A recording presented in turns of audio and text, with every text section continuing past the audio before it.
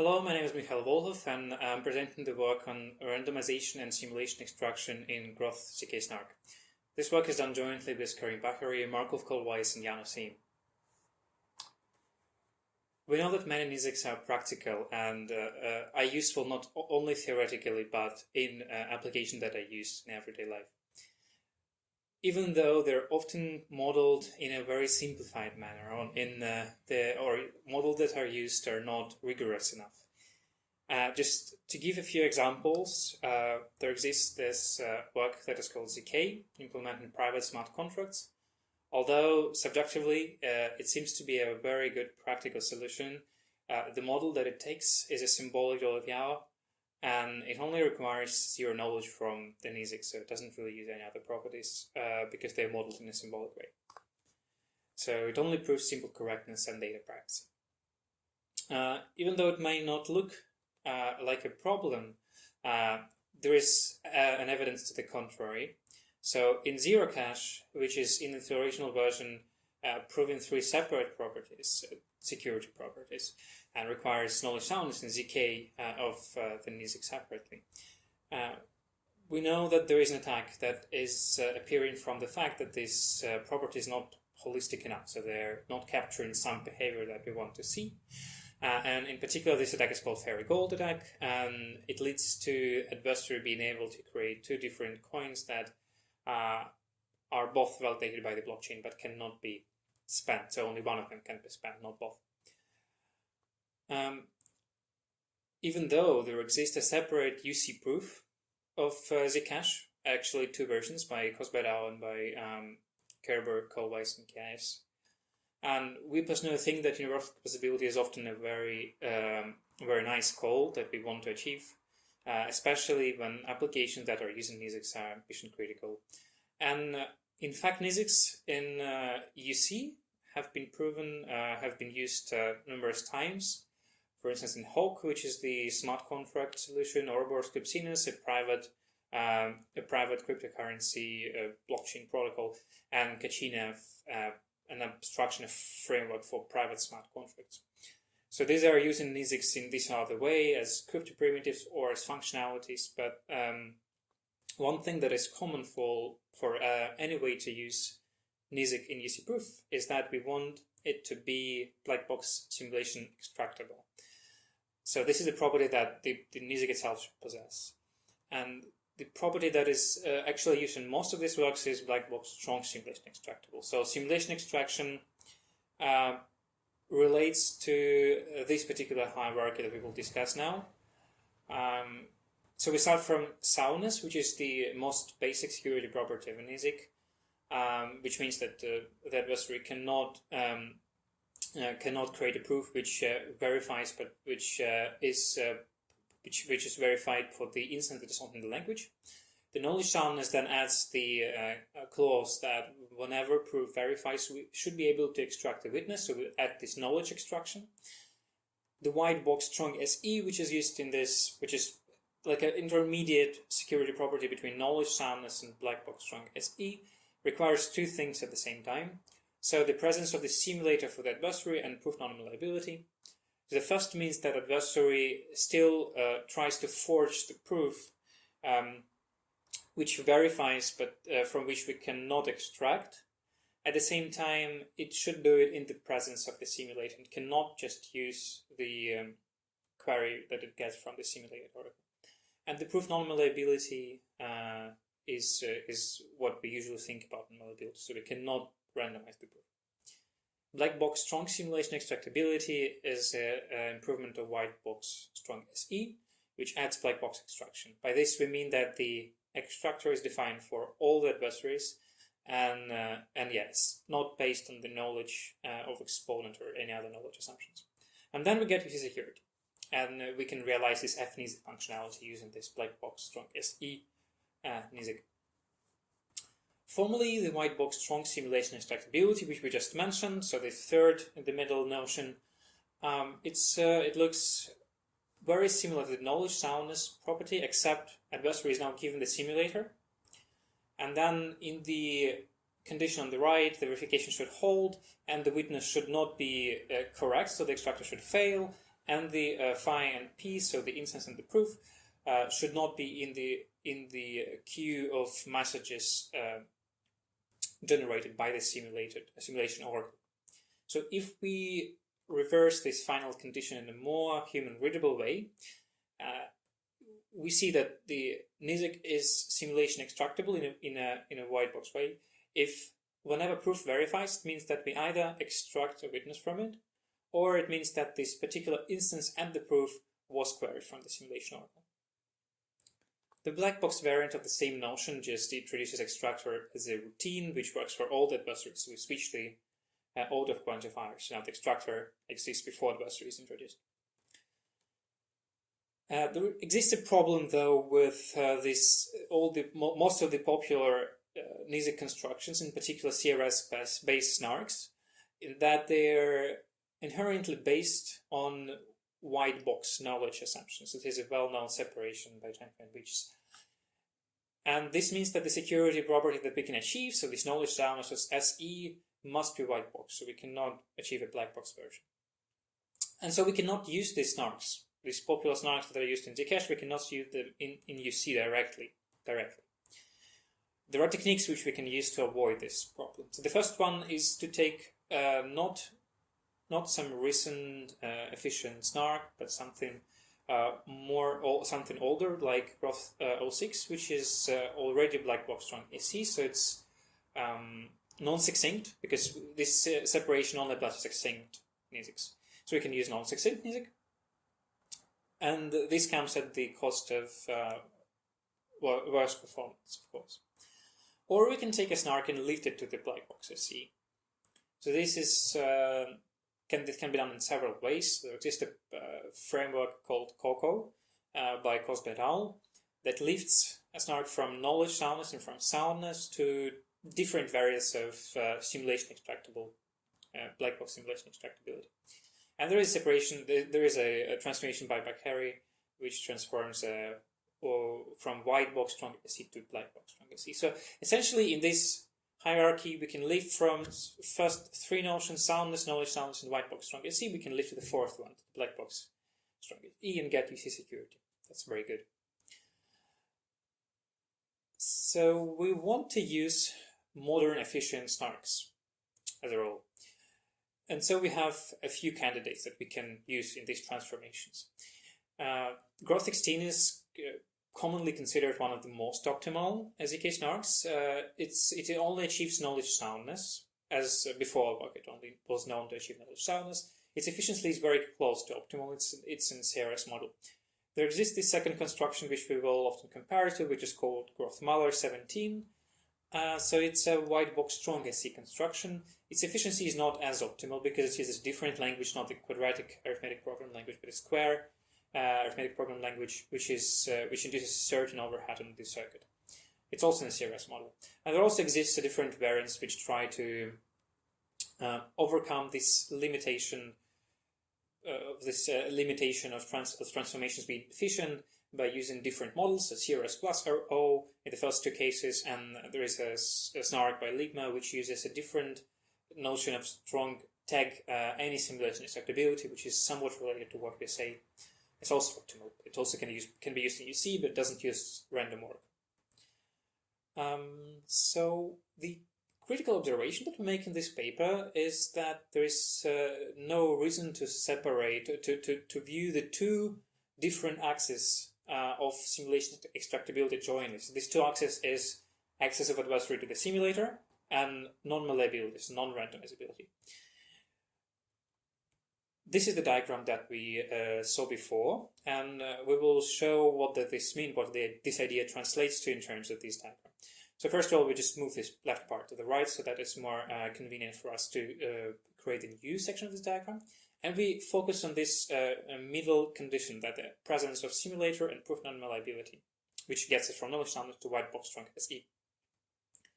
So we break this and by only considering the presence of the simulator, we locate a different security property that has not been investigated before, that is called white box weak simulation extractability. So weak here is the critical property. So weak means non-randomizable. Weak means randomizable, while strong means non-randomizable. And by applying black box extraction in a very similar way, we achieve black box weak SE, which we can use in UC protocols actually, using a different functionality. So this is a NIZK weak, which allows randomizability. In this work, we will focus on this box, which considers these two properties, white box and black box weak SEs, randomizable, and also randomizability a bit, which is a critical step to discovering these notions. What is currently known about weak SE is that you can achieve this using this CoCo framework, which I mentioned before. So you can lift to black box weak SE. So you can lift to this lower notion black box weak SE from soundness or knowledge soundness. And we also know that this functionality, this weak functionality, is enough for some UC applications that don't necessarily require non-malleability. So we can get UC with that. But at the same time, the white box weak SE, which we just get when introduced the simulator of knowledge soundness, this is a notion that was not investigated before, so we don't know anything about it. And there is no direct black box construction, so we can achieve black box weak SE by transformations, but we don't have any construction which is optimized for that. In this work, we present two main contributions. We show that Groth16 SNARK, which is one of the most efficient SNARKs, is already white box weak SE and not just knowledge sound. So we move one step from knowledge soundness to white box weak SE here. And we analyze its randomization because it's critical to understand why it happens so. And also we present two different black box weak SE constructions. So the first one is called in Groth16, and this construction adds black box into the SNARK by encrypting the witness, putting it nearby to the proof, and then also changing the circuit in such a way that this ciphertext certifies that the encrypted message inside is a witness. This is a well-known transformation, but we change it a bit for our circumstances, and we instantiate it efficiently. The other construction is called X-Groth16 because it's not on inside the circuit, but except on the outside of the circuit. So basically, it's based on the verifiable encryption scheme that is called Saber by Lee et al. And this scheme is an encryption scheme in which the ciphertext, the message under the ciphertext, is proven to satisfy certain properties. So we use that.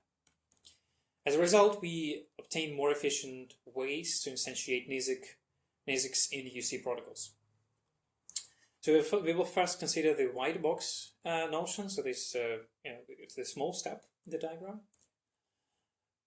The definition of white box weak SE is very similar to the strong one, but to the strong SE. But we only change this last condition, which is phi is not in Q now. So previously we had phi and pi not in Q. And if we translate it again to human language, it means that whatever proof verifies, we either succeed in extracting the witness and it's inside the relation, or the instance was queried to the simulation oracle. So this is compared to the strong SE, where we said that the instance and the proof must be inside the oracle. So we could break strong SE by just querying the simulation oracle proof, obtain the proof, randomizing it, and submitting it back to the game. So then this would violate the condition and the bus would win. So this was restricted. So the randomization was prohibited in strong SE. But in weak SE, we can randomize the proof. And the black box version, of course, again, is obtained by swapping the order of extractor and buzzer. So in Groth16, Groth16 is known to be randomizable, and this is the primary kind of observation that is leading us to the notion of weak simulation extractability. So the verification equation here in green, it contains the proof elements, ABC are proof elements, and this phi I is the instance elements. So randomization basically changes the proof. It takes this proof ABC and multiplies it by two values, so row 1 and row 2, and you get a different proof. And this randomization is what was thought to be preventing the the UC realizability, because simulation extraction was considered only in the strong form.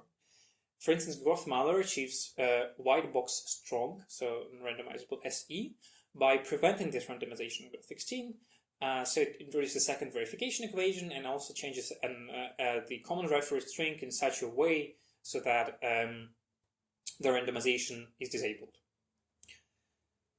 In our proof, although of white box weak SE, we don't change anything. We just take the Groth16 and we allow it to be randomizable, so to say. The complexity of the proof mainly is concentrated inside the part in which we deal with the simulated elements. So, because now the adversary has access to the simulator, it also receives these simulated elements which are created as in the first line. So there are two evenly distributed elements, and then C is reconstructed from them. So this kind of pollutes the equations that we work with. Also, because the proof is in the algebraic group model, and the adversary is considered to be algebraic, and the algebraic adversary is an adversary that only uses linear combinations of elements that it sees. So because of these, the equations that we consider, they have these new elements, simulation elements, and new variables. So this is just an extra complexity in the, or as compared to the knowledge sound proof. The proof that we create has two main branches. So the first one is that adversary can use one simulated proof exactly once, so it cannot mix different proofs together. But it can randomize the potential, so we don't say anything about this. And the second branch of the proof is that adversary doesn't use any simulated elements at all. And in this case, we just reduce knowledge sums. In addition, we say something about the randomization of Groth16, and we discover a few interesting things, not practically applicable, but mostly related to the understanding of why randomization works in the way it does. So Groth16 is randomizable along 3 different axes, and only 2 of them are needed in the original to achieve zero knowledge of the construction, and this is in fact done in the original Groth16.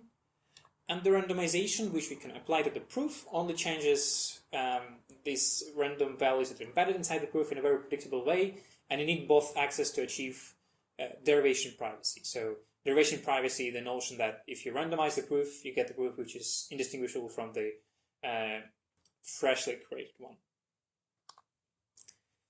So we show that Groth16 is white box VKC, and we get this box checked. So now we want to get to the black box VKC to finally obtain UC security. And now we need to add this black box extraction. The first way and the first idea that we use this in Groth16, it's using the transformation that is described by Baghery, which basically takes the witness and then encrypts it and puts this encryption near to the proof. And then proof and the encryption, the ciphertext are the new proof of the new composed system. And then if you want to obtain the witness, you can just decrypt this ciphertext. So this ciphertext, of course, is encrypted to the key that is embedded in the CRS, so nobody can encrypt it in general, but the simulator can. So this transformation is known, but we also, so it's known for strong simulation extractability, so we can take strong white box and get strong black box. So we re-instantiate this transformation for our purposes. And we also provide a practical instantiation of this transformation, which is more efficient than the original transformation described in Baghery's work. And to instantiate the encryption scheme, we use a vector algamal. It's a vector algamal over a jub-jub encryption, or jub-jub elliptic curve. The jub-jub elliptic curve is used recently in zk-SNARK. So it's a SNARK-friendly elliptic curve that is used in zk-SNARK, and there it's used for Peterson commitments, which are very similar. So in this this curve, the exponentiations are very cheap in terms of multiplication gates. So the next, and also we achieve a huge improvement compared to in terms of multiplication gates, and as a result, the performance of the construction of the SNARK compared to the, for instance, RSA in Coco. So we only have like 10,000 multiplication gates extra in the circuit compared to tens of thousands. The other construction is external encryption, so it's based on a verifiable encryption scheme called Saver. And basically this encryption scheme is a standard public key encryption scheme, except that we can also prove something about the message that we encrypt. And essentially encrypted message is coming with a proof that is a Groth16 proof, and verification of this proof can be done so that then you know that the message satisfies some property, and then you can also decrypt the ciphertext, of course, because that's just an encryption scheme. But it's very efficient, so this construction is very efficient because of its particular form in which the ciphertext is plugged into the verification equation of Groth16. So verification here is very efficient. That's how Saver looks like. So the encryption verification, the decryption we do not cover here. So in blue now the bits that correspond to Groth16 proof creation and verification, as it is, almost as it is. The green parts in this slide correspond to the creation of the ciphertext. So then we have another extra equation for the ciphertext, for the ciphertext verification. And there is also this additional bit, which is the ciphertext, which contains the message. It can be plugged into the second equation of Groth16, in the place where we usually have the instance virus. And by this, so by merely putting it there, the overhead of verification is very low. And yeah, we actually change Groth16 proof just a bit to accommodate this extra randomness of the encryption scheme. The main idea that we have with this Saver verifiable encryption is that we can encrypt not just any message, but the witness itself. So the intuition here is that to get black box variant of SE, we need to have some very easy way to decrypt something. So the encryption scheme works here. We prove the construction with the X-Groth construction secure, so black box, weak, simulation extractable, directly, which is a proof quite similar to the proof of zk-SNARK of Groth16 that we provided, and we actually reduced to that. And we also reproved computational zero knowledge of the scheme under DDH assumption, which is more commonly used, the assumption that is originally introduced in Saver paper. Performance estimation of our constructions show that they have somewhat different trade-offs. The in-Groth16 construction induces a certain circuit overhead. And this is because we change the circuit, right? So we need to verify the encryption inside. We follow the Zcash specification based design, and we try to estimate how many multiplication gates will it cost to implement the encryption inside the circuit. So the estimation, the concrete numbers will be shown in the next slide. Here it's only interesting maybe to note that estimating this naively was not quite what it appeared to be in the end. So one technical detail is that in order to use vectorized algomal, we need to pack messages into elliptic curve points, and so this requires additional mechanics, which is maybe easy to overlook.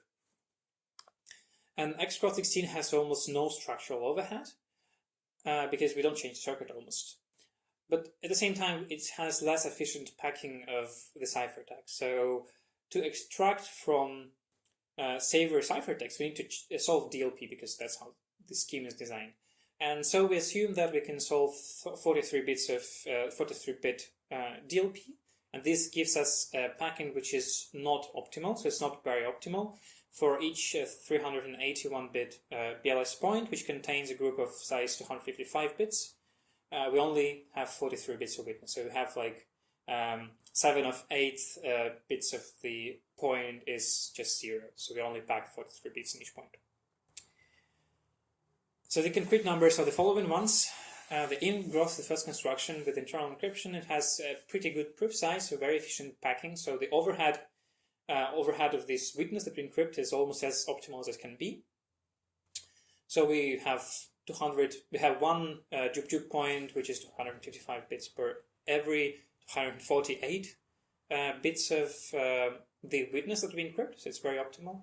Verifier time of the Groth16 is almost negligible, so overhead is almost negligible. So we have like for every 80 bits, around 80 bits of witness, we only use one extra exponentiation of the curve. It's very efficient. At the same time, in Groth16, we have almost negligible overhead in CRS size and prover time because we don't change the circuit almost. At the same time, the proof size of Groth16, as we said, it's not very efficient packing. So for each G1 point, which is a BLS point, we have 43 bits only. And the verifier time of Groth16 is slightly less efficient because we need to add a few pairings more to verify the ciphertext of Saber. The summary of the work is that we proved Groth16, which is a commonly used zk-SNARK and a very efficient one. We proved that it's white box VKC, which is the stronger property that was known before, knowledge soundness. And we have these two constructions that can be used in UC protocols. In Groth16 is internal encryption. It's using transformation with efficient instantiation using efficient encryption scheme. And it achieves good proof size and verifier time. It has certain overhead in CRS size and prover time. And Groth16 is very close to optimal in general, and the only kind of noticeable disadvantage that it has is that the ciphertext is slightly less efficient than they could be in Groth16, in particular 4 and 4 times bigger. So this is the size of the witness. So the 4 practical sizes of witness, which is maybe a few 100 bytes, this is not very noticeable. And both black box constructions are more efficient than the baseline to which we compared, so Kohlweiss or Baghery's transformation. This concludes the presentation. Thank you, and the full version of this paper is available in ePrint, the report 2020/811.